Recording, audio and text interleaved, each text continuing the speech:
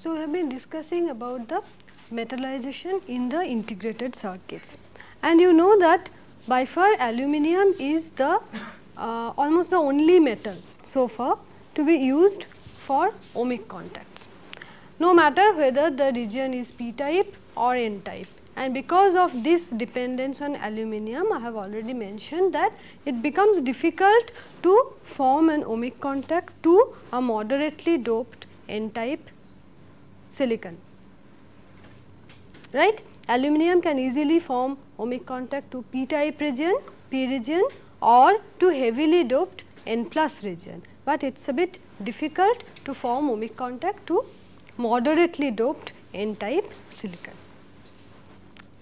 Now, even though aluminium is almost the only metal to be used in integrated circuit technology, that is not to say that it does not have any problems.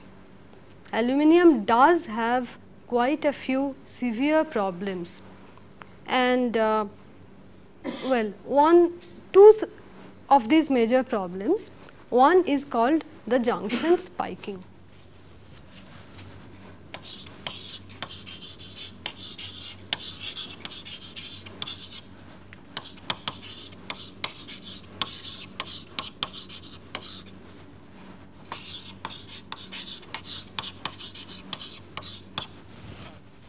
First problem is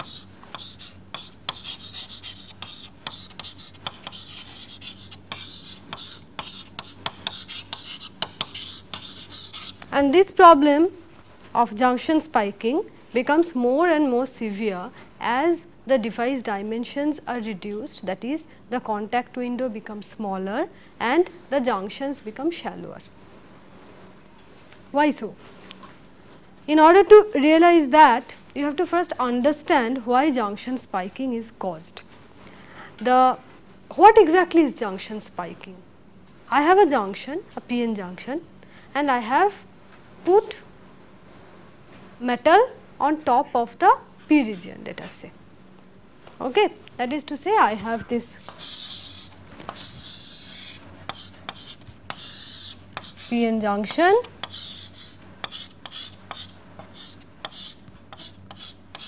These portions are protected by oxide. So, this is my contact window and I want to put metal layer on top of this, right. Now, what happens is, if you look at the aluminium silicon phase diagram, then you will notice that at 450 degree centigrade, aluminium dissolves 0.5 weight% of silicon. And 450 degree centigrade is the most common aluminium annealing temperature. That is, after you put the aluminium metal, you anneal it at 450 degree centigrade in order to form a good ohmic contact. Okay. And at 450 degree centigrade, this aluminium is going to dissolve silicon. Where does it find the silicon? From this area, where it makes the contact with the substrate. Right. So, if the contact window is becoming smaller and if the junction is shallow, then there is a possibility that it will dissolve in this fashion and there will be a conducting path going all the way through the junction and forming contact with the underlying substrate. It is dissolving silicon from this region.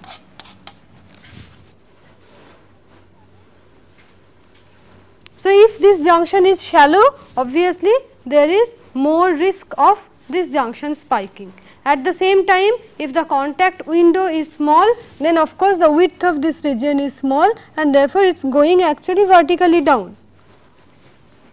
So, in both cases, as the device dimensions become smaller, that means it is shrinking in all directions. Junctions are becoming shallower as well as the contact windows are becoming smaller, and then this problem of junction spiking becomes a very real problem, and all this happens because aluminium dissolves silicon. So, what is the remedy? What can we do to circumvent this problem? One possibility is When you are depositing aluminium, do not deposit pure aluminium, have a little bit of silicon mixed with aluminium, so that the deposited metal already contains some amount of silicon. At 450 degree centigrade, when it starts to dissolve this 0.5 weight percent of silicon, the silicon is supplied from this layer itself. It does not have to take the silicon from the substrate.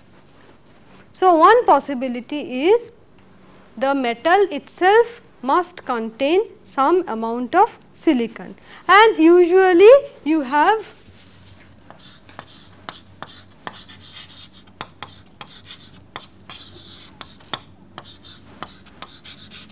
you give sufficient amount of silicon.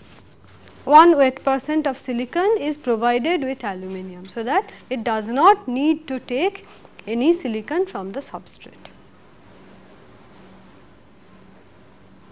But there is a small problem. As I told you, aluminium is used to form ohmic contacts not only to p type silicon, but also to heavily doped n type silicon, right. Now, imagine the case, I have a heavily doped N plus region in which I have put this aluminium with silicon to form the ohmic contact, and remember I have put a little bit of excess silicon just to be on the safe side, because I do not want any dissolution from the substrate material. So, what will happen to this excess silicon? It will precipitate. Okay. And this excess silicon is having aluminium in it, therefore, it is p type. So, you may have a non-ohmic contact, because this excess p type silicon may get precipitated. So, instead of having an n type contact to an n type region, you may again end up with having a p-n junction.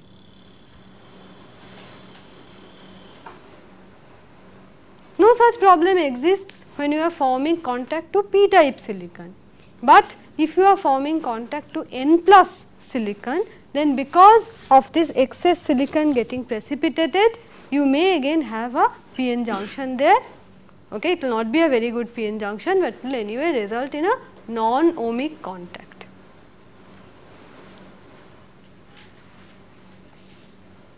So, even though it is a common practice to have aluminium mixed with silicon to be used as the contact metal, it can sometimes lead to problems of having a not proper contact.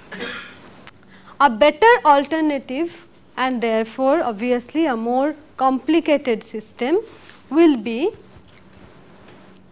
instead of using the aluminium directly in contact with silicon, you first use a noble metal silicide, a platinum silicide or palladium silicide. Use a noble metal silicide. Noble metal silicides can be formed in various ways. One way will be you put the noble metal on top of silicon, let it react. This again have the problem that in the shallow junction, the noble metal may react with silicon and eat up the entire junction. Therefore, the other better solution is you deposit both platinum and silicon and sinter them, so that it forms platinum silicide there.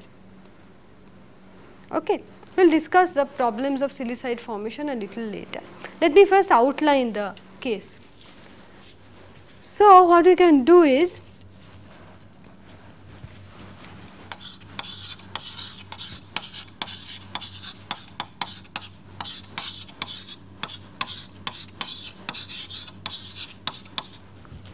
deposit platinum or palladium silicide.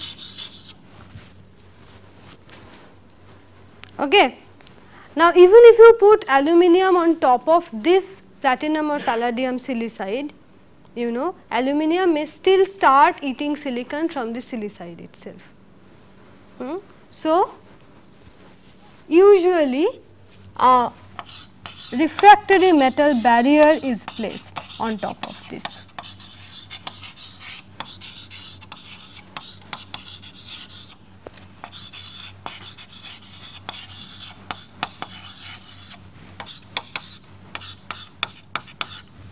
tungsten or titanium.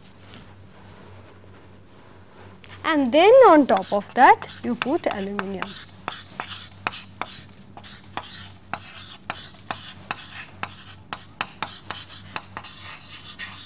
So now we are introducing the concept of multi-level contact metallization for more reliable operation.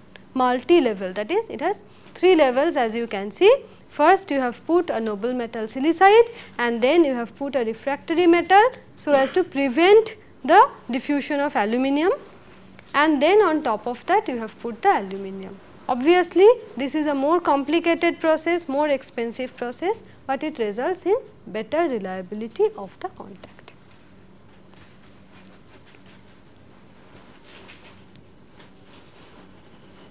So, a very common composition is aluminium, palladium, tungsten, silicide. Common composition: aluminium, palladium, tungsten, silicide. So, this is one major problem with aluminium metal contacts, the problem of junction spiking. The other and perhaps the most severe problem is that of electromigration.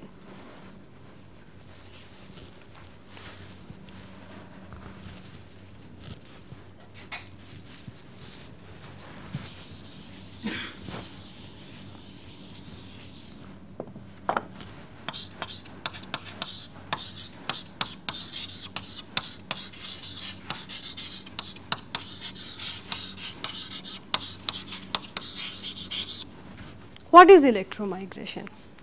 You see, I have metal lines, okay, and electrons are carrying the current, right? They are the current carrier. So, electrons are moving under the electric field, that is, you apply a voltage, there is a voltage difference along the length of the metal line, electrons are moving under this applied field. The higher the field, faster is the movement, right? More is the movement. In this process, when the electrons are moving under the influence of this high electric field, they collide with the positive metal ions and transfer momentum to the metal ions. So, what happens? If sufficient momentum is transferred, then the actual metal ions also start moving towards the direction of the anode, because this is the direction in which electrons are moving. Electrons are moving towards the anode, right, positive electrode. Electrons are moving towards anode, and while they are moving, they are transferring some of their momentum to the positively charged metal ions.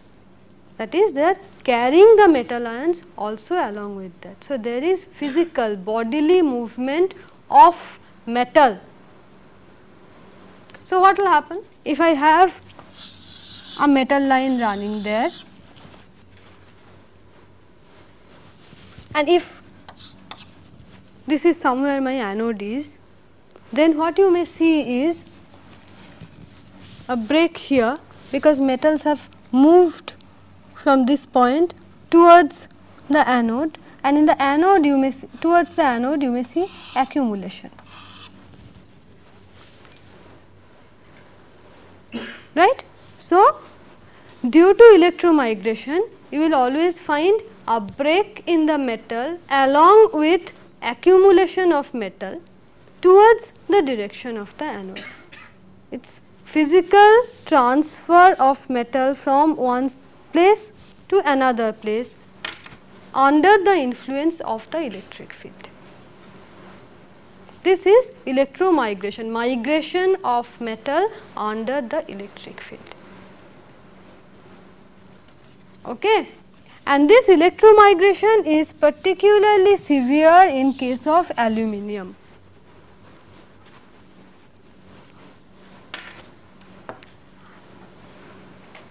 Electromigration, the extent of electromigration is quantized by a term called mean time to failure.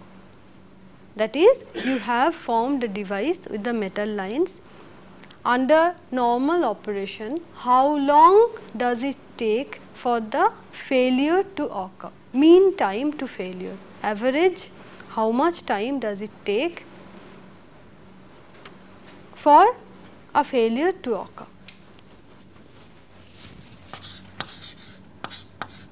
MTF or mean time to failure.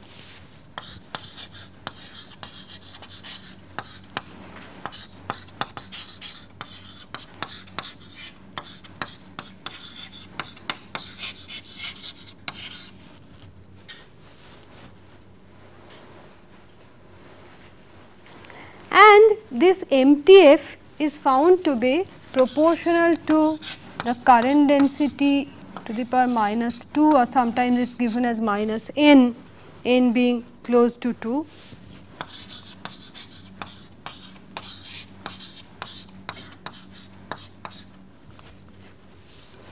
It is related to this. This part is of course very easy to understand. It is inversely proportional by a power of current density. Obviously, the more the current density, the faster it is going to fail, right. The more current you make the lines carry, the faster it is going to fail. Okay. This Q is something analogous to activation energy, okay. And in most cases this Q corresponds to grain boundary diffusion. That is the metal line that you are depositing, metal layer that you are depositing. It is not a single crystal metal, right. It is most often it is polycrystalline layer that you are depositing, the layer of the metal that you are depositing. Aluminium, it is polycrystalline layer, okay. So, this MTF is found to be closely related to the grain size. The larger the grain size, the more resistant it is to electromigration, which signifies that mean time to failure is related to the grain boundary diffusion. If you have larger grains, grain boundary diffusion is less, mean time to failure increases. It is also found that it will depend not merely to the grain size, but the distribution of the grain size. If all the grains are more or less uniform in size, then mean time to failure improves. Interestingly, in this one aspect, the shrinking of device dimensions helps somewhat. As the metal lines become narrower, as you decrease the line width, the metal lines become narrower, mean time to failure increase, and that is because when the line width is decreased, then aluminium tends to form a single crystal layer. You are depositing it over a very small region. In that small region, the aluminium line is more or less single crystal. Okay. So, this is one aspect where diminishing the device dimensions, decreasing the line width actually helps somewhat, since the metal line now is composed of single crystal elements. Okay. A very common way to improve electromigration resistance of aluminium, as I told you that electromigration is particularly severe in aluminium. It has a very small Q, okay. It has a very small Q, and that is why mean time to failure is quite low. One way to improve this is to use a little bit of copper along with aluminium. In fact, it is quite a common practice nowadays to, instead of using aluminium alone, one uses aluminium copper alloy to improve the electromigration resistance. And it is believed that copper actually increases this addition of copper actually increases this activation energy, so that the mean time to failure improves. Okay. And now comes one of the latest developments in the metal connections. See, for a long time people lived with all the disadvantages of aluminium. The particularly severe disadvantage is that of electromigration. But now there may be an alternative to aluminium metal lines, and so we enter in the copper age in VLSI technology. I have a reference here of a Spectrum issue January 1998. You can all take a look at that. I am just going to give you the summary of this. Both IBM and Motorola, two of the giants in VLSI technology, fabrication technology, they have independently developed a copper interconnection technology. Copper interconnection technology. See, for a long time people knew that, well, copper will have a higher electromigration resistance, at the same time copper will have lower resistance.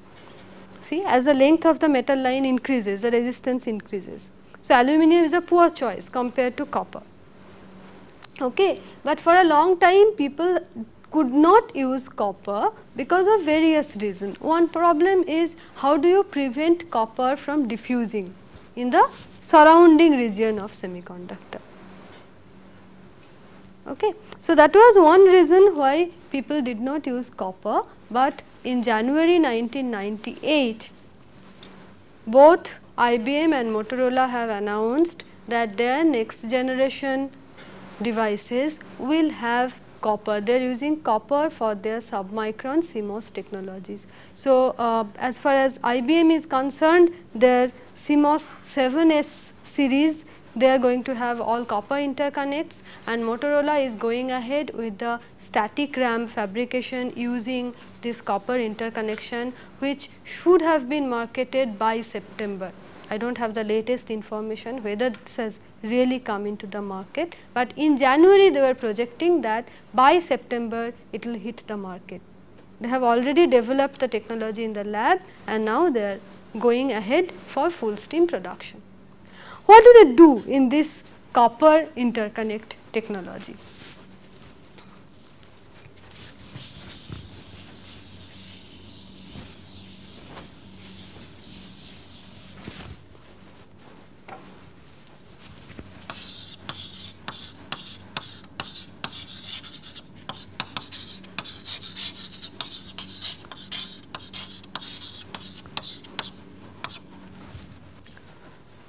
See, first of all, you define the regions where you want to have the copper connections. That is, you have a first level of metal. We are talking about highly sophisticated submicron CMOS technologies where you have multi-level metallization, right. So, first of all, you have certain regions in silicon .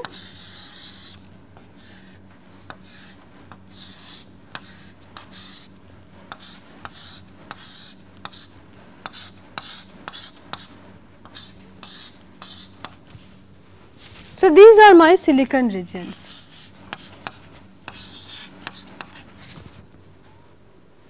Okay. Or okay, these are my silicon regions, these are isolated by oxides, let us say. First of all, you deposit another layer of silicon, another layer of silicon dioxide. Then you do reactive ion etching. Etch the oxide from certain regions and keep it in the remaining region. Okay. Then you do another reactive ion etching in order to realize certain steps in this oxide, so that finally what you have is something like this.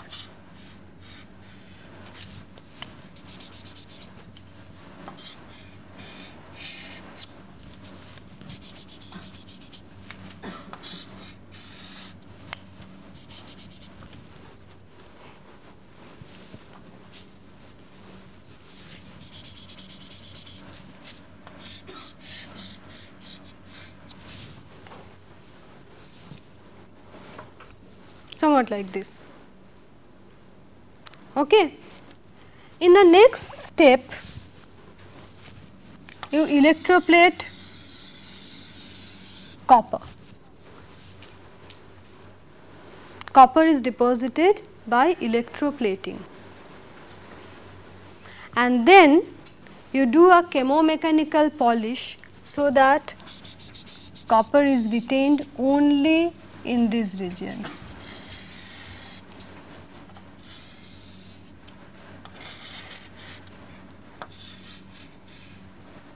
Only these regions have copper.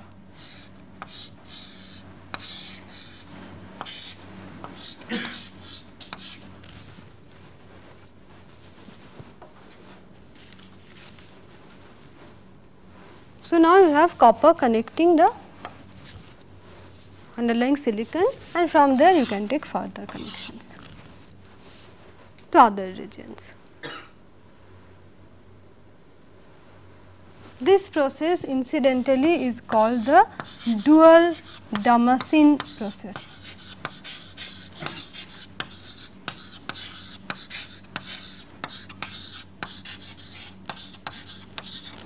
This has a historical significance. Originally in Damascus, a technology was developed, nothing to do with VLSI, a technology was developed in which they used to cut trenches and fill it with metal. Okay. That was the original Damascene technology. Okay. Nothing to do with VLSI, however, it is very old technology, and they have sort of taken that philosophy and used it here, etched trenches in silicon and filled that up with copper by electroplating, and then the final step, the most interesting step, is that they have chemomechanically polished this metal line so as to cut back and come to the level planarity for planarization. And the most significant development in this whole thing is how they have prevented copper from diffusing in the surrounding region, because that was the most difficult problem. Primarily because of that problem, in spite of knowing copper's definite advantages, nobody used copper for so long in VLSI technology. That is how to prevent copper from diffusing into silicon and contaminating all the surrounding area. Well, Motorola is using titanium nitride to line all these trenches. They are using titanium nitride to line these trenches. IBM is not saying what material they are using, it is a proprietary item, okay, but they are also using some material to prevent copper from diffusing in the surrounding region and also to improve the adhesion. That is the other very important point. In case of any metallization, the metal must adhere to the substrate. So, Motorola is using titanium nitride in order to achieve both. IBM is also using a proprietary item, and by doing this they have reported a 2 orders of magnitude improvement as far as electromigration is concerned. So, maybe the future of metallization lies with copper, maybe the era of aluminium is slowly coming to an end and the era of copper is beginning to start in VLSI technology. So, this is as much as ohmic contact metals are concerned. If you remember, we said we have to talk about the other class, that is the gate metal, which is no longer a metal.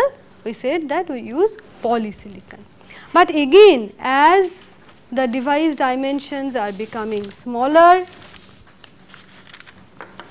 and we are more and more going for higher speed of circuitry, finally it is the RC delays in the interconnections that is going to determine the speed of the circuit.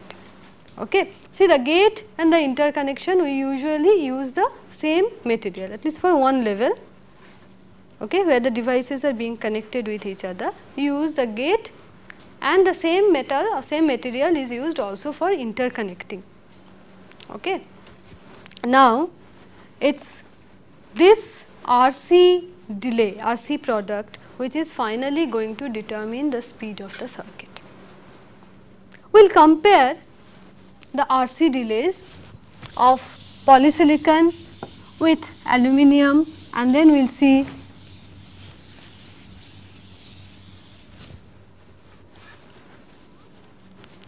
so the term that we use in order to express this delay is delay per unit length. Okay. So many seconds per centimeter. For polysilicon, this is somewhere in this range.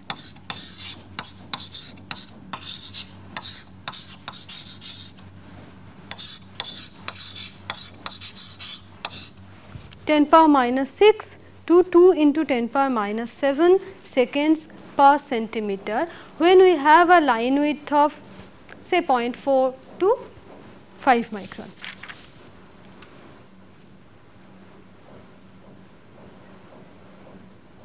Okay. If we use aluminium, we can go to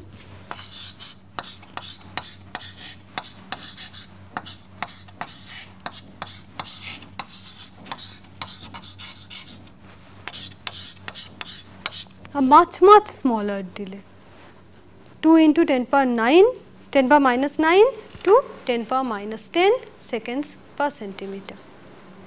So, directly you can see that using aluminium gate would have resulted in faster circuits, but the problem in aluminium is that we cannot use a self-aligned technology, right. If we use aluminium as the gate, then the gate metallization has to be the last step, whereas in self-aligned technology we first define the gate and then diffuse or implant source and drain with respect to that. That advantage would be lost.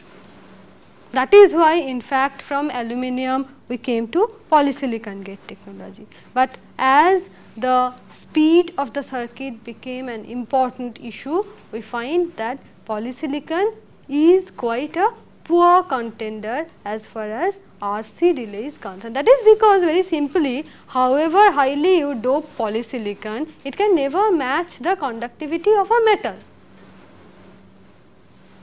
as simple as that. So, what is the other choice? The other choice is, instead of using polysilicon, if one uses a silicide.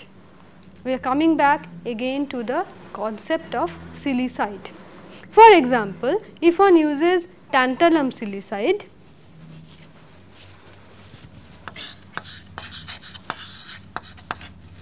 then one is somewhere in between.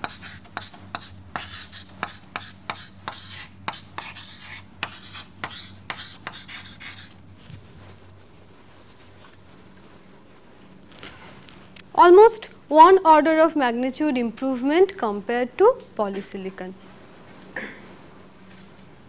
So, nowadays most of the MOS technologies, they retain the advantage of polysilicon, but they do not use simple polysilicon for gate, they use polysilicon with a silicide. Okay. So, common choices are tungsten or molybdenum or tantalum or titanium.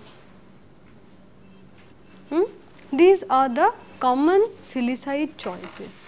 Usual practice is you still have polysilicon deposited on the gate oxide, and on top of that you have this silicide.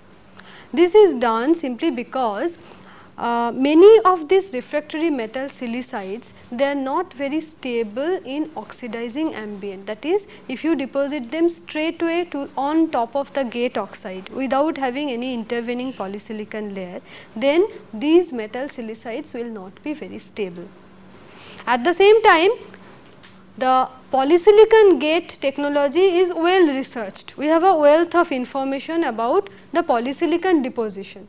And since remember gate is the most vital part in the MOSFET technology, you would like to retain all the positive features of the developed technology. That is, you know exactly what the polysilicon deposition conditions should be in order to guarantee optimal performance of your device. So, you do not want to disturb that. What one is going to do is, on top of this polysilicon gate, we can deposit a silicide. There again you have various choices.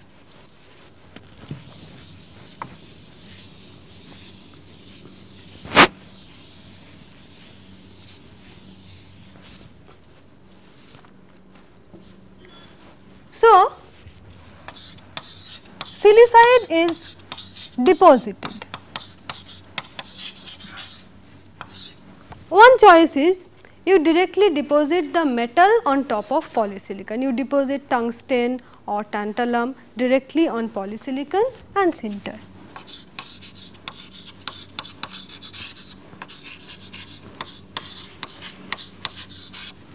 You understand the meaning of the word sintering, right? That is, you heat it, you do a high temperature treatment, so that this metal forms a silicide at the region of contact, where the metal and the polysilicon at the interface, it will form a silicide.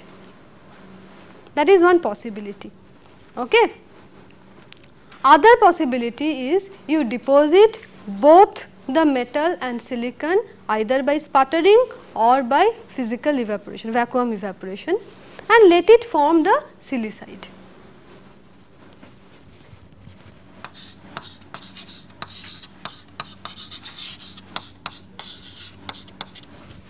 This is done to be on the safe side. Suppose you put metal directly on poly, sinter it, let it form the silicide. If in the process the entire polysilicon gets consumed, then you again have the problem of having the silicide sitting directly on the gate oxide.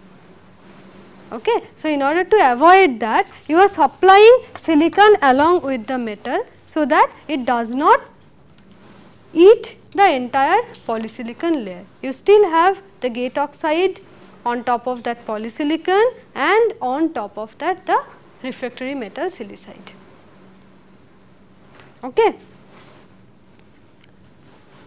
So, you can have metal directly on poly or metal plus silicon, or you can even have a chemical vapor deposition technique in which you form the metal silicide by chemical reaction, let it deposit on the substrate material. Three most common practices.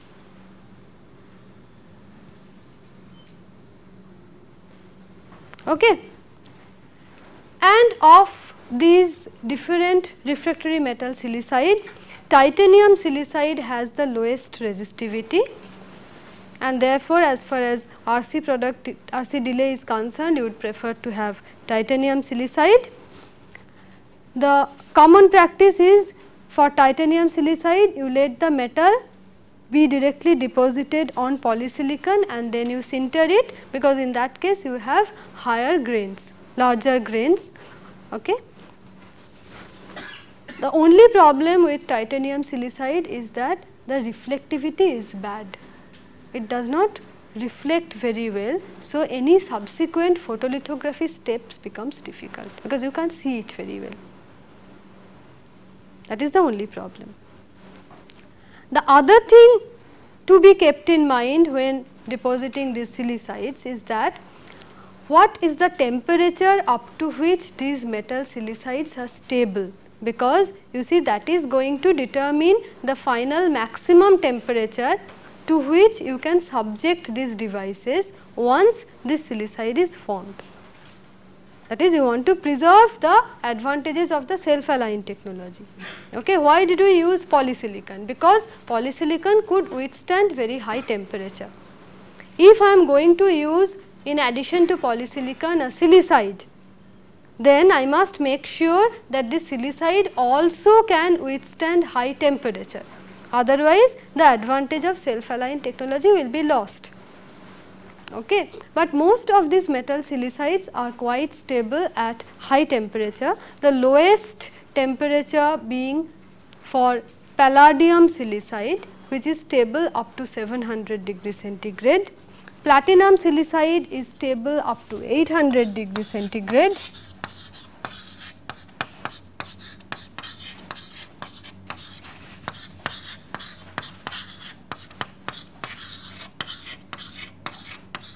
And nickel silicide is stable up to 900 degrees centigrade.